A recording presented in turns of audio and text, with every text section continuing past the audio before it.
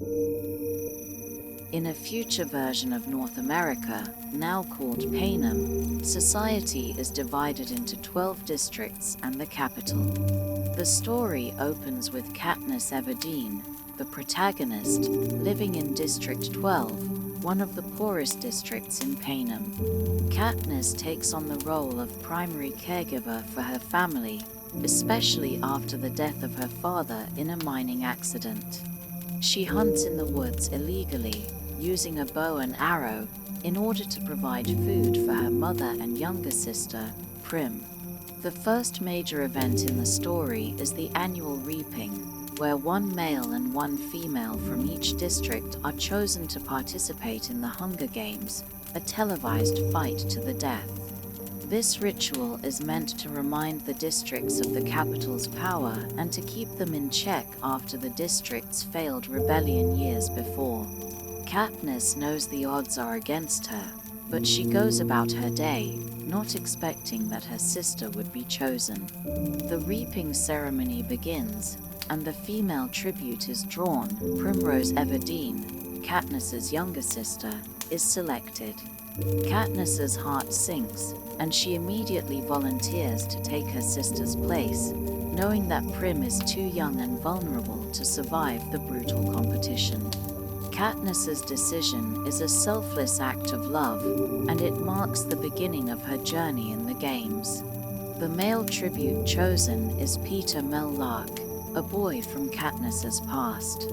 Katniss doesn't have a close relationship with him, but she recalls an act of kindness from years ago, when Peter secretly gave her bread during a time when her family was starving. His gesture has always stayed with her, but now, as they prepare for the games, Katniss must view him as a competitor, someone she may have to kill in order to survive. As Katniss and Peter are taken to the capital for the games, they are transformed into mock tributes of royalty, dressed in extravagant outfits and given professional stylists. Their stylists, led by Cinna, are tasked with making them stand out in the capital. Cinna and his team, which includes Portia, Peter's stylist, and a quirky prep team, are the first people to show Katniss and Peter kindness. They help to polish their appearance, and Cinna designs a costume for Katniss that becomes the iconic girl on fire look, which captures the attention of the capital and the people across the districts. The visual impact of Katniss and Peter is meant to generate sponsorships, gifts from the capital that could help the tributes survive the games. As they prepare for the games, Katniss experiences the full scale of the capital's opulence and excess. The contrast between the wealth of the capital and the poverty of her home in District 12 is jarring. Katniss realizes that, in the capital, the games are seen as a form of entertainment, a gruesome spectacle that keeps the districts distracted and under control. She begins to mentally prepare herself for the physical and emotional challenges that lie ahead. Throughout her journey, Katniss is faced with the dual nature of her existence as a tribute. She must present herself as strong, capable, and strategic, while also struggling with the idea of killing other children for sport. Peter, who was once just a boy from District 12, begins to show a different side of himself as he and Katniss prepare for the games. Peter's feelings for Katniss are deeper than just alliance. He confesses in an interview that he has been in love with her for years. This revelation adds another layer of complexity to the already difficult situation. Katniss is unsure of how to respond to his feelings. She knows that their survival in the games depends on their ability to garner support and appeal to the audience, but she cannot let herself get distracted by romantic emotions. Peter's admission throws her off guard, and she must now navigate the delicate balance between ally and competitor. In the final preparations before the games, Katniss is subjected to training with other tributes, all of whom come from different districts. The other tributes range from powerful and experienced fighters to weaker and more naive youths who have no idea what they are getting into. As the tributes are trained, Katniss becomes increasingly aware of the magnitude of the games. There will be no second chances. Only one can survive. The capital hosts an extravagant banquet for the tributes, where they make final preparations and say their goodbyes to their families and mentors. Katniss's mentor, Haymitch Abernathy, is a former victor of the Hunger Games who now lives in a drunken stupor, largely disengaged from the world. However, as the games approach, he reveals himself to be a valuable asset. His role is to help Katniss and Peter strategize and garner sponsors. Though his methods are unconventional, Haymitch teaches them how to manipulate the audience and, by extension, the capital's power structure. His advice becomes crucial as Katniss begins to understand the psychology of the games. As Katniss and Peter enter the arena, they are transported to an underground complex where the games will take place. The arena is a vast, controlled environment designed to create the illusion of a natural wilderness while being carefully manipulated by the capital's game makers. The tributes will have to survive against each other, as well as the deadly traps, hazards, and engineered dangers that the game makers create for their entertainment. At this point, Katniss is physically and mentally prepared for what lies ahead, but she knows that surviving the games will require more than just skill. It will require strategy, manipulation, and a willingness to do whatever it takes to stay alive. The games officially begin, and the tributes are released into the arena. Katniss, ever resourceful, quickly realizes that she must rely on her instincts and survival skills to stay alive. The first few hours of the games are chaotic, with tributes fighting for resources, alliances forming and dissolving, and deadly obstacles threatening their lives. Katniss must adapt quickly to the brutal reality of the arena, where even the smallest mistake could cost her life. As the games progress, Katniss navigates the complex relationships with the other tributes, especially her growing understanding of Peter's role in the games. While they appear to be allies, their relationship is layered with deception and strategic maneuvering. Both must be cautious, aware that the games are a battle for survival and that emotions could cloud their judgment. As the Hunger Games begin in full force, Katniss Everdeen finds herself thrust into a deadly competition where every move, every decision, could mean life or death. The tributes, who have been trained in basic survival skills, are now faced with the terrifying reality of the arena, a controlled wilderness where traps, dangers, and other tributes are all bent on survival. Katniss, driven by both a desire to protect herself and the need to remember the importance of keeping her humanity intact, faces these challenges with incredible resourcefulness and cunning.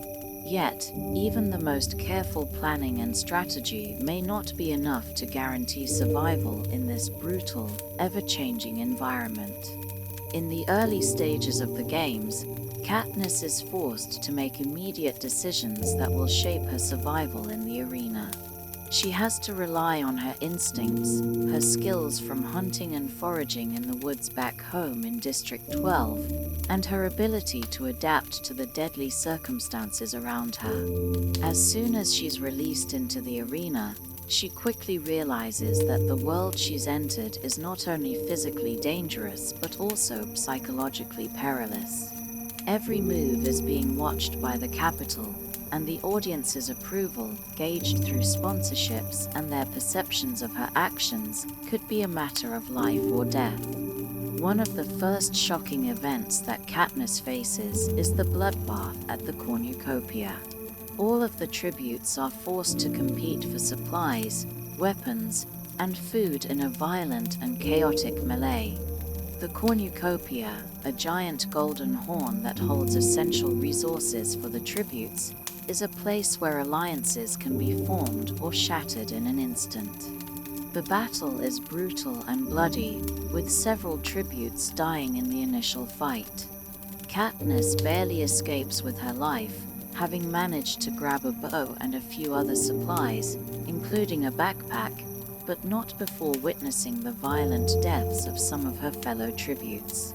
Katniss quickly learns that her best chance at survival is to avoid direct confrontation with the stronger and more vicious tributes. She knows she cannot rely on luck or brute strength alone. After the bloodbath, Katniss finds herself alone in the forest, disoriented and with only a small supply of food, a weapon, and her wits to keep her alive. She is forced to navigate the arena's terrain, filled with dangers both natural and artificial. The Capitol's game makers have created an environment where survival requires both mental and physical toughness. During these early days, Katniss faces the emotional and physical toll of the games. The pressure to constantly stay alert, to track down food and water, to avoid being killed by other tributes, and to manage her wounds and hunger are all constant struggles. Despite this, Katniss's determination and resourcefulness keep her going. One of her first acts of survival is to climb a tree to escape a group of hostile tributes who are hunting her. From her high perch, she can observe the other tributes' movements and avoid their notice. This tree becomes a safe refuge for Katniss, offering her a moment of peace and safety in an otherwise deadly environment. While hiding in the tree, Katniss reflects on her circumstances, aware that her survival in the arena will depend not only on her physical strength and resourcefulness, but also on her ability to adapt quickly to the psychological pressure of the games. She has already witnessed the harsh realities of the arena, the bloodbath at the cornucopia, the deadly encounters with other tributes, and now, she must prepare herself for the psychological toll that being constantly watched will have on her. The Capitol's control over the tributes extends far beyond just the physical dangers of the arena. It also involves controlling the narrative and manipulating the emotions of both the tributes and the audience. The public spectacle of the games is a critical part of how the Capitol maintains its power over the districts. In this environment, Katniss begins to understand the importance of appealing to the Capitol audience. She knows that sponsorships, which can provide vital supplies and assistance during the games, will be crucial to her survival. The tributes are not just competing for survival, they are performing for an audience that is watching their every move.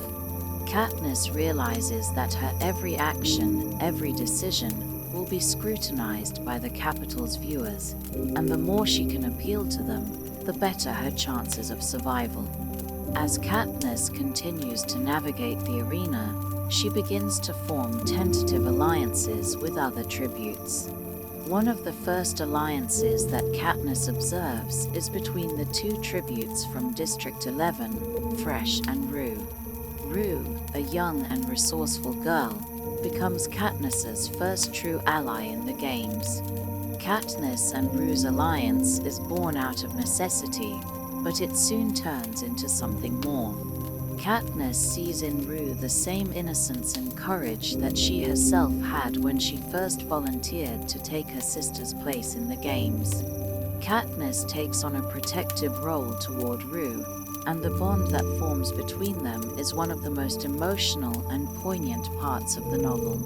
Rue's eventual death becomes a turning point in Katniss's emotional journey. When Rue is killed by a fellow tribute, Katniss is devastated. Rue's death serves as a brutal reminder of the violence and cruelty of the games, and it strengthens Katniss's resolve to survive, not just for herself, but for the memory of the innocent tributes like Rue who have been sacrificed in the Capitol's quest for entertainment.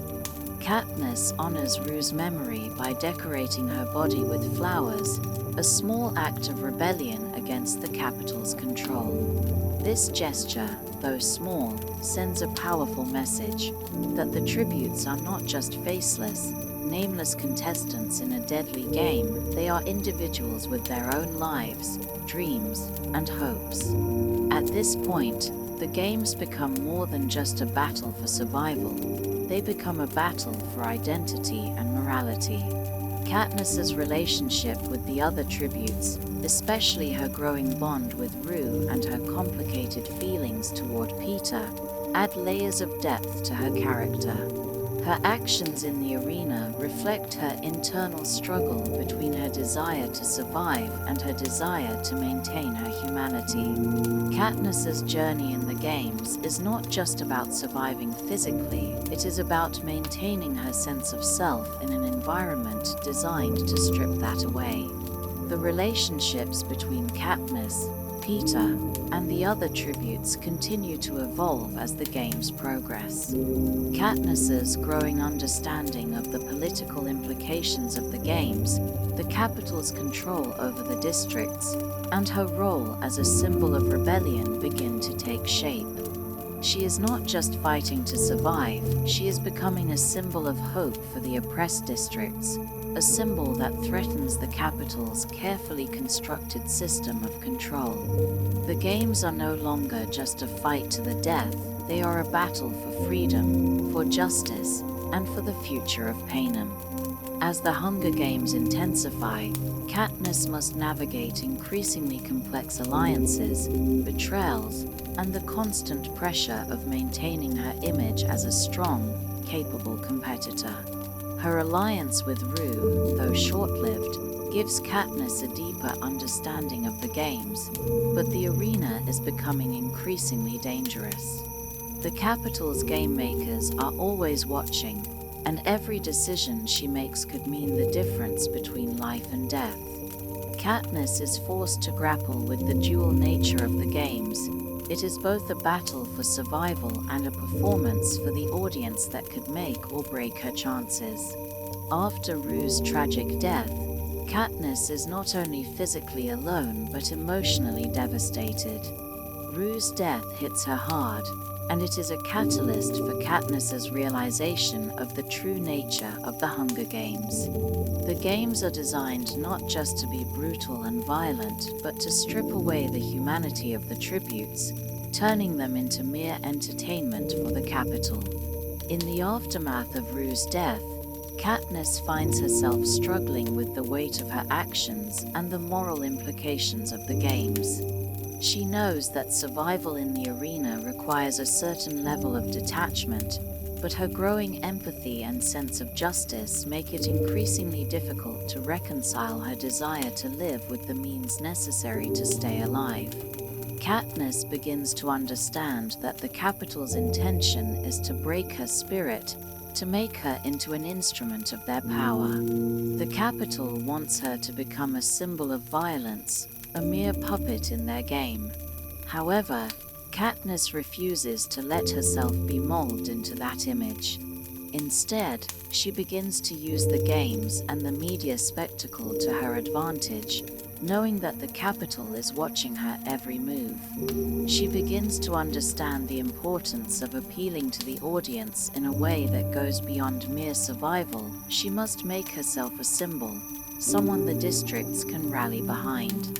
In her quest for survival, Katniss is forced to make difficult decisions and rely on her instincts, all while navigating the shifting alliances within the arena. One of the most important strategic moves she makes is aligning herself with Peter. Although the two are competitors in the games, their relationship evolves into something more complex and layered. Peter, who has been feigning a romantic relationship with Katniss since the beginning of the games, continues to play the role of the star-crossed lover. His emotional devotion to Katniss is genuine, and he is determined to protect her at all costs. Peter's loyalty becomes one of the few constants that Katniss can rely on in the arena. Peter's love for Katniss is both a strength and a complication in the games. On one hand, their partnership allows them to gain sponsorships and support from the Capitol's audience, but it also puts them in a dangerous position. The games are designed to be a brutal, no-holds-barred competition, and showing vulnerability, especially emotional vulnerability, is a risky move. However, Peter's actions and his devotion to Katniss begin to shift the dynamic of their alliance. He becomes more than just an ally in the arena, he becomes someone that Katniss genuinely cares for, even if she struggles to fully accept her own feelings. As the competition progresses, Katniss is forced to confront the ever-present danger posed by the other tributes. Some are willing to form temporary alliances, while others are more cutthroat, focused solely on winning at any cost. Katniss quickly learns that in the arena, trust is a fragile commodity, and alliances can be broken in an instant. The tributes who remain are increasingly dangerous, with some using underhanded tactics to secure victory. Katniss must constantly evaluate who can be trusted and who will betray her when the stakes are highest. One of the most intense moments in the games occurs when Katniss faces the career tributes from wealthier districts who are trained from a young age to fight in the games. These tributes are ruthless, deadly, and highly skilled, and they quickly become the primary threat to Katniss's survival. Despite being outmatched in terms of strength and experience, Katniss uses her wits and her knowledge of the arena to outsmart them. She learns how to manipulate the environment to her advantage, using the terrain and the Capitol's engineered dangers to turn the odds in her favor. The arena itself, a carefully crafted and controlled environment, becomes one of Katniss's greatest obstacles. The game makers, who control the arena, can change the environment at will, throwing in obstacles like fire, poisonous plants, and genetically engineered creatures known as mutations. The mutations are terrifyingly lifelike, and their presence in the arena serves as a reminder of the Capitol's power over the tributes. Each new danger that the game makers create is a reminder that the tributes are not just fighting against each other, they are fighting against the Capitol itself, an oppressive force that seeks to break their spirit and destroy their hope. As the games continue, Katniss and Peter's relationship deepens, and they begin to rely on each other not just for survival but for emotional support. Their shared experiences in the arena, the trauma, the fear, and the uncertainty of whether they will make it out alive, forge a bond that goes beyond mere strategy. Katniss begins to question her own feelings for Peter, torn between her desire to protect him and her understanding that only one tribute can survive. But Peter's love for her is unwavering, and his support gives her the strength to keep going, even in the face of unimaginable danger. The games take a dramatic turn when Katniss and Peter, despite being told that only one of them can win, refuse to kill each other. This defiant act is a direct challenge to the Capitol's authority, a statement that they will not be reduced to mere pawns in a game for the Capitol's entertainment. In an unprecedented move, Katniss and Peter threaten to eat poisonous berries that would render both of them useless to the Capitol, and in a shocking twist, the Capitol allows them both to survive, naming them co-victors of the 74th Hunger Games. While Katniss's act of defiance is celebrated by the districts and by the public, it marks the beginning of a larger rebellion against the Capitol. Katniss becomes a symbol of resistance, a rallying point for those who are tired of the Capitol's oppressive rule.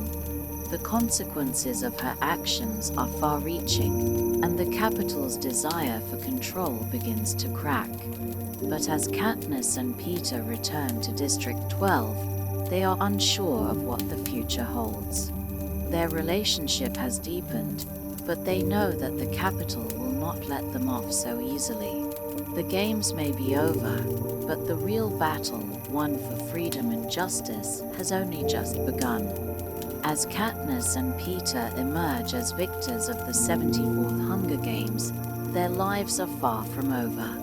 The capital, though it begrudgingly accepts their co-victory, does not do so out of kindness. Instead, it is a sign of the capital's unwillingness to allow the tributes to control the narrative. The victory comes at a price. Katniss and Peeta must continue to play their roles as star-crossed lovers, performing for the capital and keeping the illusion alive that their relationship is genuine. Katniss, in particular, is torn between the need to maintain the capital's desired image and her own personal feelings toward Peeta, who has been nothing but supportive and loving. While Katniss and Peeta return to District 12 as heroes, the weight of their victory is not as sweet as they anticipated. They are treated like royalty, given luxuries, and revered by the people of their district. But underneath the surface, they are constantly reminded of the capital's control. The capital has ensured that they cannot live in peace. They are merely pawns in a larger game. Their role as victors is a symbol for the capital of their dominance over the districts and their ability to crush any form of rebellion. Katniss is troubled by the people who now look up to her as a symbol of hope and rebellion, a beacon for the districts. While she was only fighting for her own survival, she has inadvertently become a figurehead for something larger than herself. The capital's manipulation has turned her into a symbol, and Katniss is both confused and fearful of the power they are giving her. She never intended to become a revolutionary figure, but as the capital's grip on the districts weakens, Katniss's role as the face of resistance grows. She is caught between playing her part as a victor and dealing with the psychological toll of the games. At the same time, Peeta's devotion to Katniss remains unwavering. As their relationship grows deeper, Katniss is faced with the growing complexity of her feelings for him. She cares for him deeply, but her emotions are complicated by the realization that their entire romance has been a performance. She does not know if she is truly in love with him or if she is simply following the script that the capital has written for them. Peeta, for his part, is steadfast in his feelings for Katniss, and he continues to support her, even as she grapples with the confusion and emotional turmoil that comes with their newfound status as victors. Their victory celebrations are interrupted by the capital's unexpected announcement. The 75th Hunger Games will feature a Quarter Quell, a special edition of the games where previous victors are forced to return to the arena. This announcement sends shockwaves through the districts, and Katniss realizes that she and Peeta, who are both victors, will have to return to the arena for another round of the deadly competition. This cruel twist of fate sets the stage for the second part of Katniss's journey, where she must once again confront the horrors of the games, this time knowing that the capital is targeting her as a threat. Katniss's initial reaction is one of disbelief and fear. She had survived the games once, but the thought of returning to the arena fills her with dread. She realizes that the capital's decision to include previous victors in the Quarter Quell is not just about maintaining control over the districts, it is a message. The capital wants to remind the victors, especially Katniss, that no one is truly free. The capital's power extends beyond the arena. It controls every aspect of their lives, including who lives and who dies. By forcing Katniss and other victors back into the games, the capital is sending a clear message. No one is safe, and no one can escape its control. Peeta, ever the optimist, tries to reassure Katniss, but even he is terrified by the prospect of returning to the arena. The relationship between Katniss and Peter becomes even more complicated as they prepare for the Quarter Quell. Peter's love for Katniss remains a central part of their dynamic, but Katniss is unsure of how to reconcile her feelings for him with the reality of the Capitol's manipulation. The idea that their lives and emotions are being dictated by the Capitol weighs heavily on Katniss, and she struggles with the idea of fighting for survival again in a system that has already robbed her of so much. As Katniss and Peter prepare for the Quarter Quell, the tension between them grows. Katniss feels the immense pressure of being a symbol for rebellion, but she is also overwhelmed by the reality of being forced into the games again. She does not want to fight and kill once more, but she knows that she has no choice. She feels trapped by her status as a victor and by the Capitol's manipulation of her image.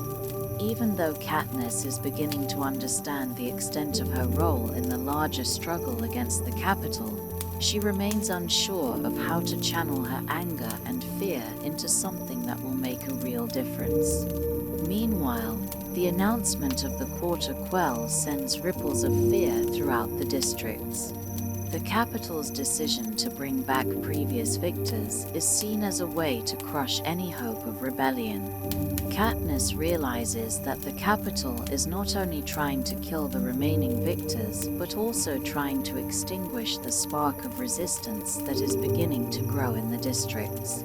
She becomes increasingly aware that her survival in the games will not just be about defeating the other tributes, it will also be about sparking something larger, something that could ignite a revolution.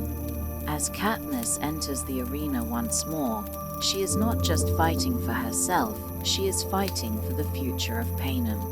The arena, which once seemed like an inescapable death trap, now represents the battleground for a much larger conflict. The stakes have been raised, and Katniss is no longer just a victim of the Capitol's cruelty. She is beginning to see herself as a key figure in the rebellion, someone who can help lead the charge against the oppressive system that controls every aspect of life in Panem. After Katniss's victory in the 74th Hunger Games, she returns to District 12, but the celebration of her victory is bittersweet. The Capitol may have declared her the victor, but in reality, her life has become a dangerous political chess game. Her victory in the games has made her a symbol, but it also has put her in the Capitol's crosshairs.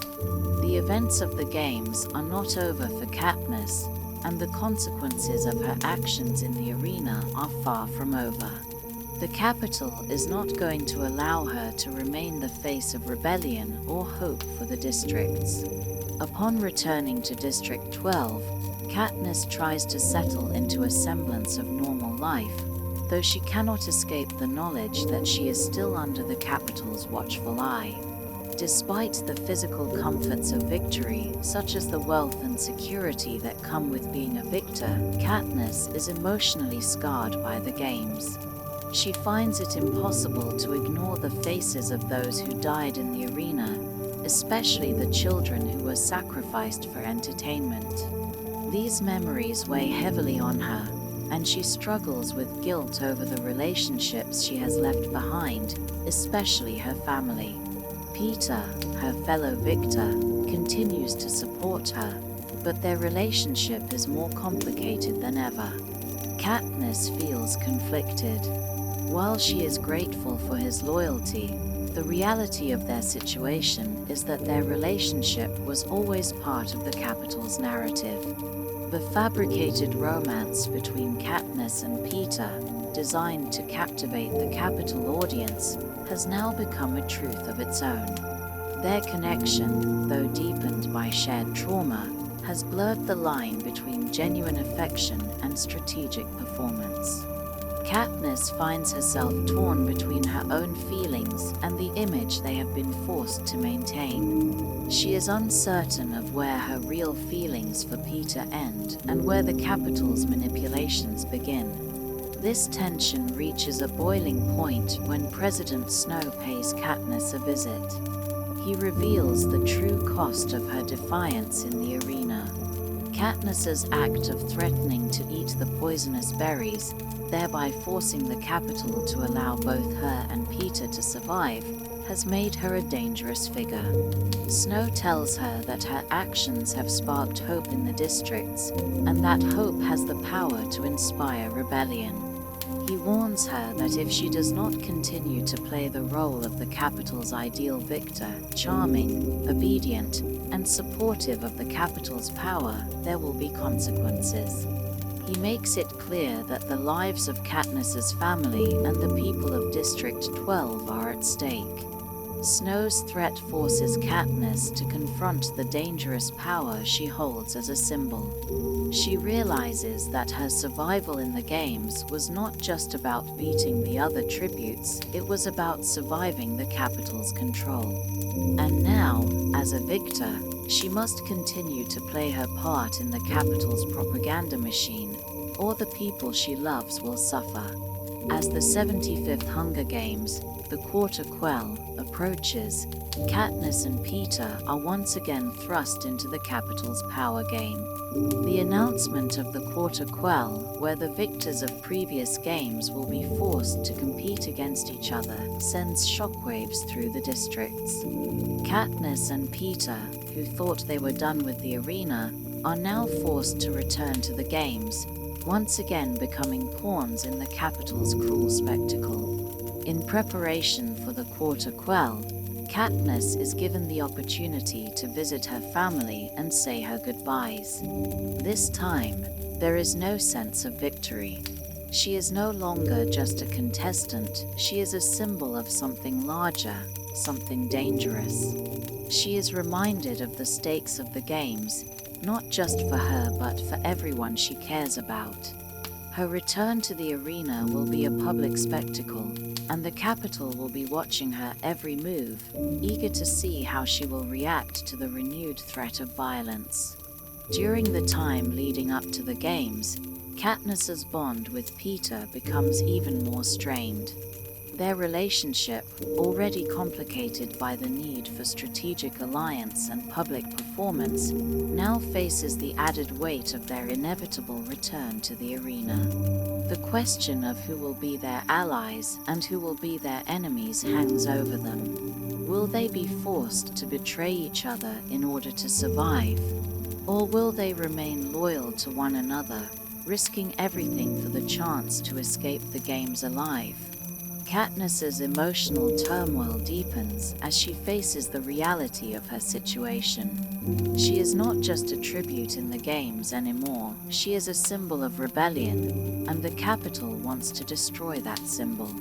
The stakes are higher than ever before, and Katniss is starting to realize that she may have to play the Capitol's game once again, but this time, she might have to play it on her own terms. Her understanding of the games and the Capitol's manipulation is deepening, and she begins to see herself as a part of something larger than herself, a revolution that could change everything. As Katniss and Peter are forced back into the arena for the 75th Hunger Games, the stakes are higher than ever. The Capitol's decision to make the Quarter Quell a special edition of the games by forcing previous victors to participate further emphasizes the Capitol's dominance and control over the districts. This new twist shakes Katniss to her core. She thought she had survived her ordeal once, but now, with the threat of returning to the games, her survival instinct is put to the test once more. Katniss's role as a victor is both a blessing and a curse. On one hand, she has the luxury of being part of the Capitol's elite class, enjoying food, security, and status. But on the other hand, the Capitol sees her as a symbol that must be controlled. As the announcement for the Quarter Quell is made, Katniss realizes the true magnitude of what she is about to face. She must once again fight for her life, and this time, it's not just about survival in the games, it's about playing the Capitol's cruel game with an awareness of her importance to the districts. The Capitol's decision to pit previous victors against each other is a calculated move. The games are meant to send a message that no one, not even the strongest, is free from the Capitol's power. Katniss's victory in the previous games was seen as an act of defiance, and now she will pay the price for it. As the tributes are brought together for the Quarter Quell, Katniss is forced to face not just the physical challenges of the arena, but the emotional turmoil of knowing that she will be competing alongside former victors, people she has previously respected and even admired. The knowledge that she could be forced to kill these people, or worse, have them kill her, is something she cannot fully prepare for. The other tributes who will compete in the Quarter Quell are introduced, each with their own complex motivations and backgrounds. Among the tributes is Haymitch Abernathy, Katniss and Peter's mentor, who is also a former victor of the Hunger Games. Haymitch's role as a mentor is invaluable, but his past is marked by a history of survival at any cost. He has seen firsthand the psychological toll the games can take on a person, and his advice to Katniss and Peter is filled with both wisdom and bitterness. His cynicism, born out of his own experiences in the games, serves as a stark reminder of the brutal reality they are about to face. While Katniss and Peter try to prepare for the upcoming games, they are haunted by the knowledge that their lives will be controlled by the Capitol once again. Their every move will be watched, and they will be forced to perform for the audience, who is encouraged to root for them or against them, depending on the narrative the Capitol wants to create. The relationship between Katniss and Peter grows more complicated as they struggle to maintain a sense of self amid the pressure of the games. Peter's love for Katniss remains a constant source of strength, but it also complicates their survival. Katniss is unsure whether Peter's affection for her is real or simply part of the act they've been forced to play. Still, she cannot deny the bond that has formed between them, a bond born out of shared trauma and mutual understanding. When the tributes are finally thrust into the arena, they are forced to confront not just the dangers of the environment, but also the Capitol's engineered traps and obstacles.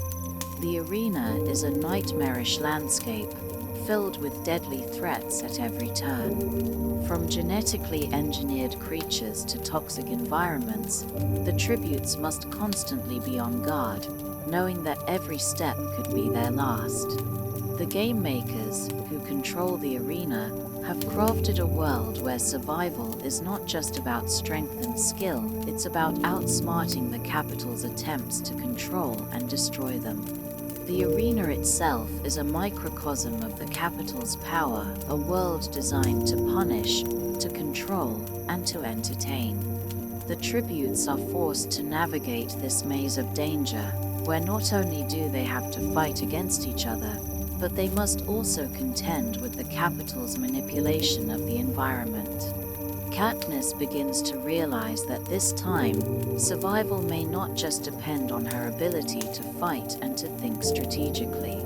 She may have to rely on the support of her fellow tributes, and the alliances that form or are destroyed within the arena will determine who lives and who dies.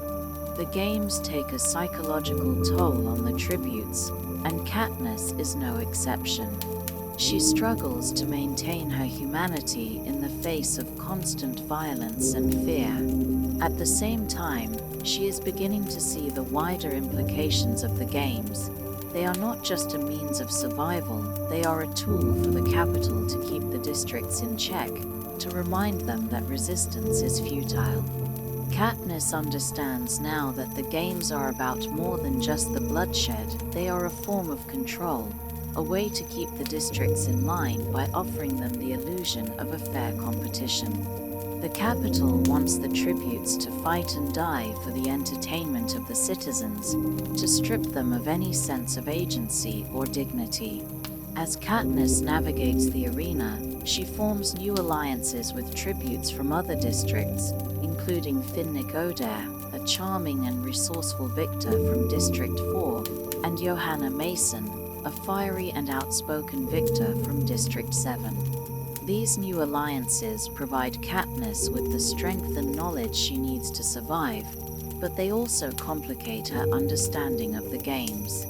In order to survive, Katniss must balance the need to trust others with the ever-present fear of betrayal. The arena is a place where trust is a luxury, and every alliance comes with the risk of someone eventually turning on you. As the games progress, Katniss's struggle becomes not just about surviving the arena, but also about staying true to her principles. She knows that the capital wants her to fight, to kill, and to destroy her fellow tributes, but she refuses to let the capital dictate her every move. Katniss begins to see herself as more than just a tribute. She becomes a symbol of rebellion, a symbol of defiance against the capital's oppression. Her refusal to play the capital's game on their terms becomes an act of resistance, one that will resonate across the districts and ignite a spark of hope. The narrative takes a significant turn when Katniss, through her actions and her willingness to defy the capital, becomes the face of the resistance. She is no longer just a pawn in the capital's game, she is the catalyst for something much larger. The rebellion is starting to form, and the games have become a battleground for something far more significant than individual survival. They have become a struggle for freedom, for justice, and for the future of Panem.